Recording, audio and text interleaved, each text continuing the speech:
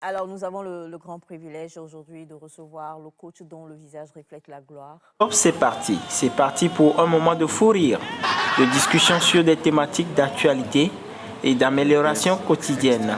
Abonne-toi pour plus de contenu de qualité.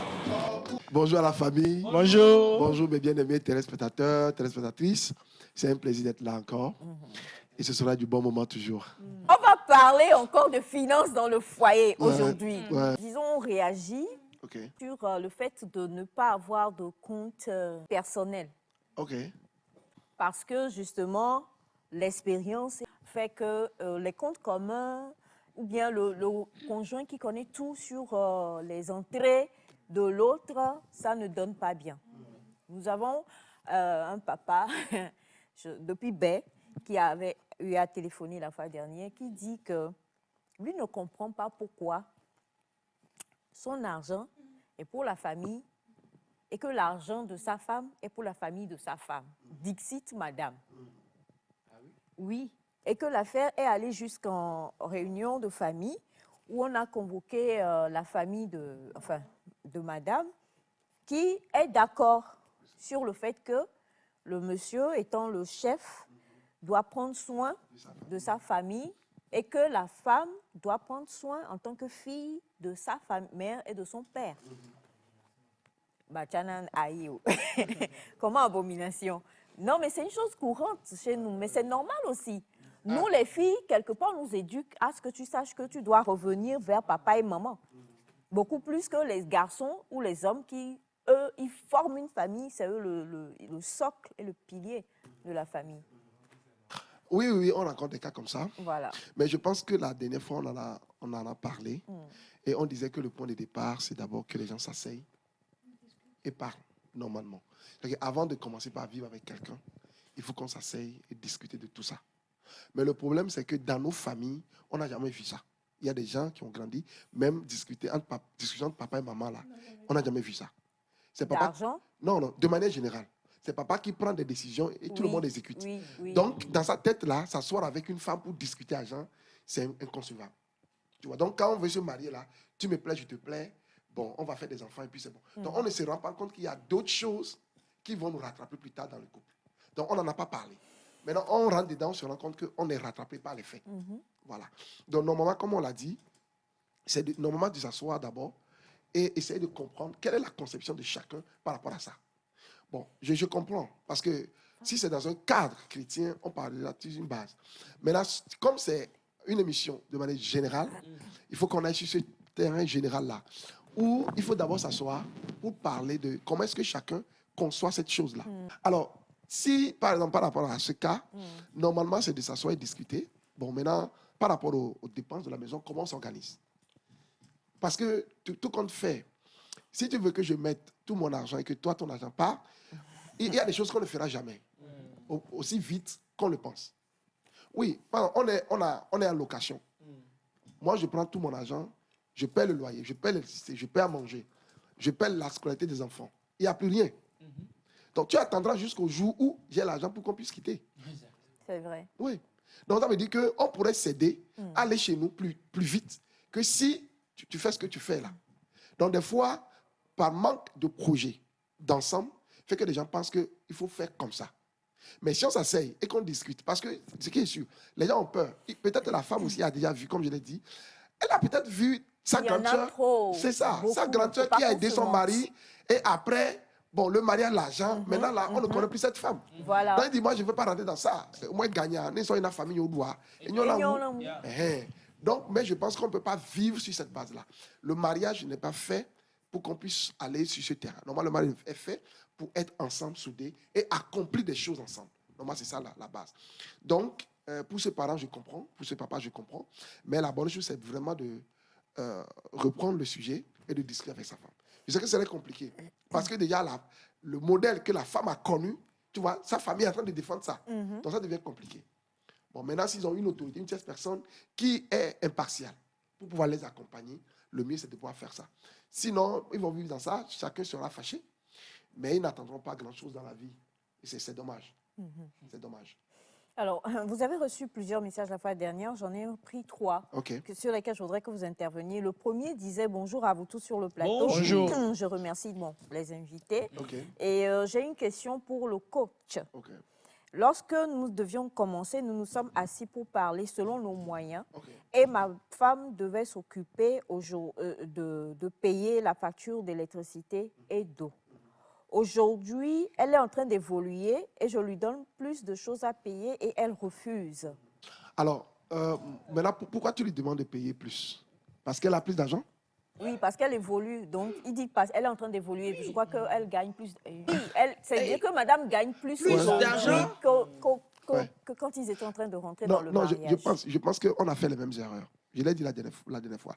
Nous, quand on avait juste le minimum, ce qu'on faisait, c'est que on dépensait et ça nous suffisait. Maintenant, l'erreur qu'on a commise, c'est que quand l'entrée augmentait, on a augmenté nos dépenses. OK?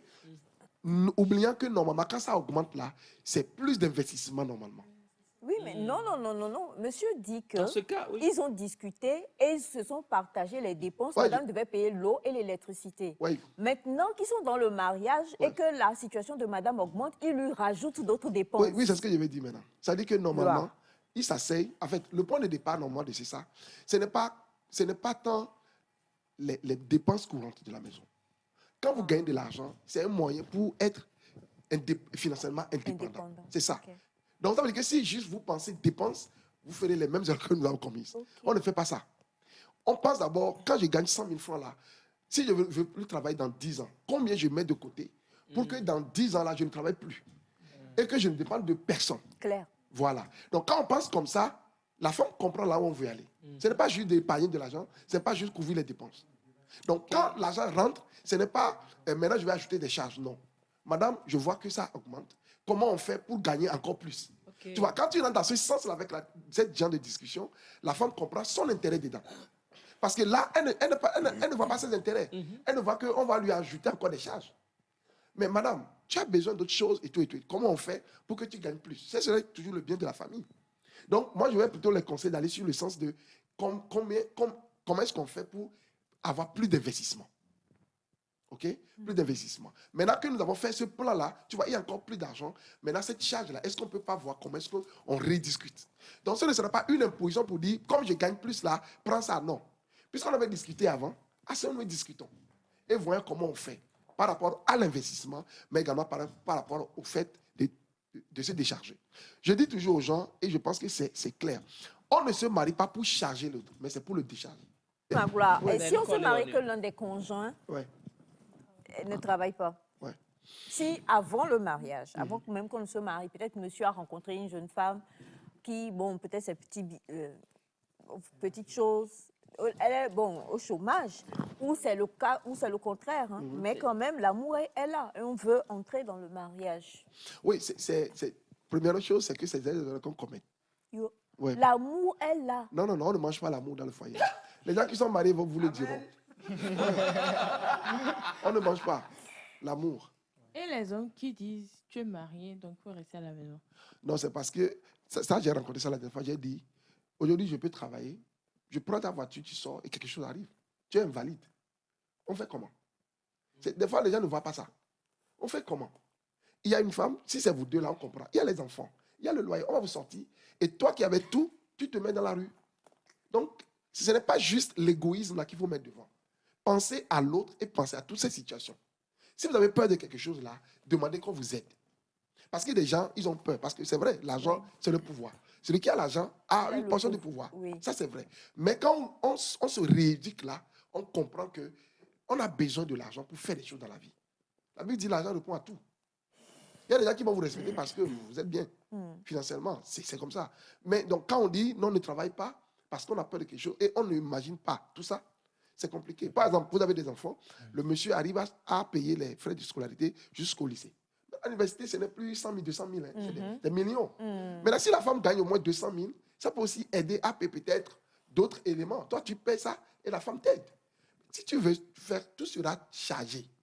Tellement chargé que des fois, vous savez, les hommes là, quand on est chargé là, même au lit là, on ne répond plus. Hein. Il faut que les hommes, je leur demanderai d'arrêter de penser qu'à eux, qu'à leur peur. Si vous avez peur dans le mariage, il n'y a pas la peur dans l'amour. Quand vous aimez quelqu'un, vous avez peur de quelque chose, c'est que votre amour n'est pas parfait. Oui. Il faut se délivrer, demander qu'on vous accompagne et qu'on vous pose les questions aux bonnes personnes pour vous expliquer comment on fait. Il faut parler également avec la femme pour qu'on l'aide également à comprendre ça, pour pouvoir avoir un foyer beaucoup plus solide et avancer, à aller de l'avant. J'aimerais savoir, Ouais. le fait de partager les besoins Ouais. à financer dans le couple, Ouais. ne serait-ce pas un problème? Puisque quand on partage les besoins, prenons le cas de la dame, ses moyens financiers commencent par évoluer, et puis l'homme l'ajoute d'autres dépenses. Mais si on combine l'argent que nous gagnons ensemble sur un compte commun, et on dit, OK, ça, c'est pour les dépenses. Tout le monde cotisé, on stationne là-bas pour financer les dépenses. Est-ce que ça ne va pas éviter ces problèmes pour dire que toi, tu prends plus de dépenses à faire? C'est parce que des fois, les gens, comme nous sommes limités dans le temps, on ne voit pas 2-3 années plus tard. Et on se dit, bon, comme il gagne 50 000, bon, il va payer les CEDO. N'oublions pas que la vie change et que les choses peuvent changer. Celui qui gagne 50 000 francs peut gagner 1 million demain. Mais tu as dit de payer l'eau, non?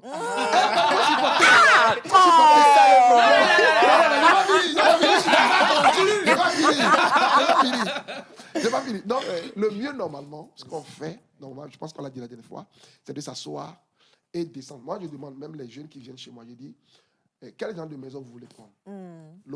Généralement, pour toi-même, l'année dépense, c'est combien? Faites déjà le calcul pendant que vous êtes encore célibataire et discutez-en. Maintenant, par rapport à votre niveau de vie que vous voulez avoir, descendez les chiffres pour voir combien ça va coûter. Comme ça, chacun sait. Oui, chacun sait. Dans les fiançailles? Oui, dans les fiançailles. Et en cela, on donne des pourcentages. Là, vous êtes déjà ensemble. Hein? Vous êtes ensemble, enfin, mais vous n'êtes pas encore, vous ne vivez pas ensemble. Mais là, vous discutez de ça. Ça permet à la personne de dire, bon, on va prendre 2 chambres, salon et tout, et tout, et tout. Est-ce qu'on peut supporter? L'eau, ça serait combien? L'électricité, ça serait combien? On descend les chiffres. Maintenant, moi, je gagne 100 000, tu gagnes 50 000, ça fait 150 000. Quand on fait la répartition, il nous reste 20 000. Comment on gère ça? Okay? Donc, il y a plusieurs formules. Bon, normalement, dans les couples, on leur demande de faire, non, pour l'investissement, c'est 30%. Oui. Et dans le reste, maintenant, vous payez la dîme, le reste, si vous êtes chrétien. Et le reste, c'est ça qui couvre les dépenses, normalement. Mais quand vous êtes célibataire, c'est 50% de votre argent que vous épargnez. Oui. C'est comme ça. Nous avons ce message qui dit bonjour à vous tous sur le plateau. Bonjour. Avant de nous marier, ma femme avait déjà eu une famille qui lui a laissé un terrain. Elle a commencé à construire dessus.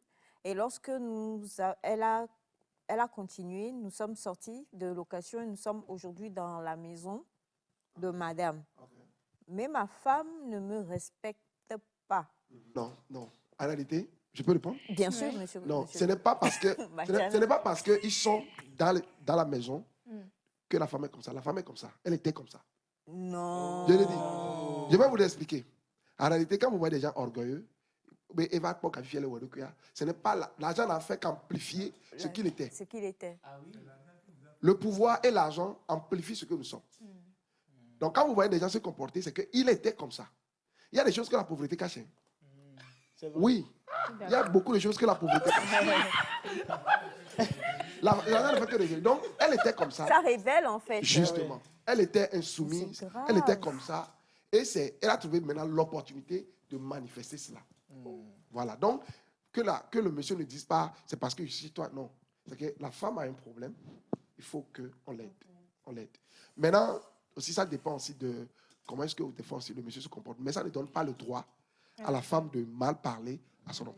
Aussi longtemps que vous avez accepté vivre ensemble, il faut comprendre que le mariage fonctionne sur des principes. Et le principe, c'est que la femme doit être soumise. Soumise ne veut pas dire on ne parle pas. Mais quand on parle, sache que tu parles à une autorité. Et il faut la respecter, oui. Effectivement. Non, ça ne veut pas dire que tu es esclave. C'est pas ce que je veux dire. Mais quand tu veux parler, sache que tu parles à une autorité. Alors, on a ce message qui dit... Une question, moi c'est Giovanni, je me suis fiancée. Je lui ai donné 180 000 selon mes moyens pour un petit commerce afin qu'elle puisse me soutenir. Elle a utilisé l'argent pour autre chose. Aujourd'hui, je suis au chômage et cette femme sort avec un autre homme en disant « Quand on épouse une femme, on en prend soin ». Que dites-vous de ça, s'il vous plaît? Merci. Bon, je pense que la femme, n'a pas compris le sens du mariage. Ça, c'est le point de départ. Maintenant, comme on n'a pas compris même la fondation, c'est-à-dire que le mur ne tiendra pas. Et c'est compliqué. Alors, l'autre élément important pour notre frère, c'est que, étant donné que la femme a fait ce qu'elle ne doit pas faire, maintenant, c'est à vous de voir si vous la gardez ou pas. Je ne peux pas vous donner, mais vous savez, vous-même, vous savez ce que vous devez faire. Voilà. Sinon, ce n'est pas bien. C'est pas bien. Bonjour la famille. Bonjour. Coach, aidez-moi s'il vous plaît. Ma fiancée, nous sommes fiancés depuis 7 ans. Première fois, je lui ai donné 1,5 million pour qu'elle aille faire un commerce. Elle a tout bouffé. Elle m'a dit ça n'a pas marché. Deuxième fois, je lui donne 1 million. Pareil, rien n'est sorti. Troisième fois, je lui donne encore 2 millions pour faire un commerce en Chine que je lui ai donné sur prêt. Elle n'a pas fait grand-chose avec. Je ne sais pas comment gérer le problème de finances avec elle. Dois-je l'épouser? Non, c'est simple. Il y a 2 choses.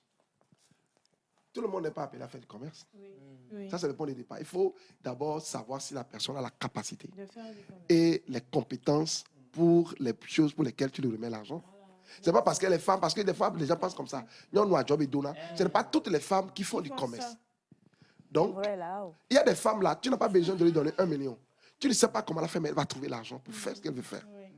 OK? Donc, c'est un peu ça. Donc, peut-être il faut d'abord étudier la personne pour voir ce qu'elle peut faire, ce qu'elle a envie de faire. Ça, c'est le point de départ. Bon, ne pas bien gérer l'argent, ne pas dire que c'est une mauvaise personne. Comme je l'ai dit, il y a des gens qui n'ont pas été exposés à une discipline financière. Comme moi, par exemple. Je me rappelle, moi, jusqu'au lycée, on me donnait l'argent par jour. Donc, je ne sais pas comment gérer l'argent. Comment gérer sur la semaine? Quand on te donne 1 000 francs, pour moi, on donne 1 000 francs, là, je finis ça avant midi. Donc, c'est quand je me suis marié, parce que ma femme, elle est réglo, hein, vous la voyez, non? Elle est comme ça. Donc, c'est elle qui gère l'argent. Elle a toujours géré. Donc, moi, je n'ai pas eu de problème parce que ma femme était là pour gérer. Okay. Donc, il y a des gens qui n'ont pas été éduqués pour ça. Donc, il faut aussi voir si est-ce qu'elle a reçu une éducation financière. Si elle n'a pas eu, faites-vous accompagner sur ce plan. Maintenant, 3, la gestion de l'argent dans le couple, ce n'est pas seulement le commerce. C'est beaucoup de choses. Ça commence, comme je l'ai dit, par rapport à la compréhension que vous avez même du mariage d'abord. Et ensuite, comment on fait le plan, comment on gère et comment on multiplie l'argent qu'on a. Donc, c'est pour ça que Bruno était là pour parler de l'école la dernière fois. C'est toute une école qu'on va, comment on fait l'école du mariage. C'est toute une école. Voilà. Bonjour à vous tous. Coach, j'aime trop quand vous venez et franchement, maman, c'est un message qui vient du Cameroun. Okay. Maman, vous êtes sapé. Alors, coach, j'ai un problème. Mon mari me fait disons, ils sont en froid parce que j'ai hérité, que j'ai mis ça sur un compte bloqué.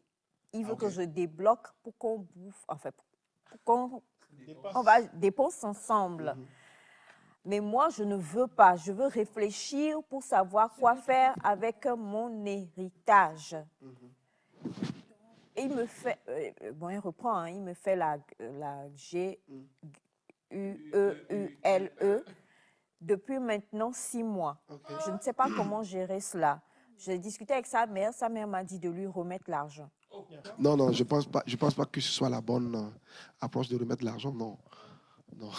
Si déjà le monsieur met la pression comme ça veut dire que certainement il a des idées. Non, mais c'est l'argent du couple.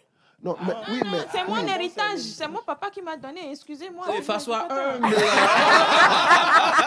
affaire d'homme actuellement. On va donner l'héritage. Oublie affaire d'homme. Ton homme et toi, vous êtes devenus une seule chair. Ne refuse pas là. C'est ton argent, mais c'est pour quelque chose. Oui, mais si elle a mis... Oui. Autant discuter avec son mari. J'ai mon nom de famille avant de t'épouser. Mais tu n'as plus ton nom de famille quand tu te maries. Rattrapez-la.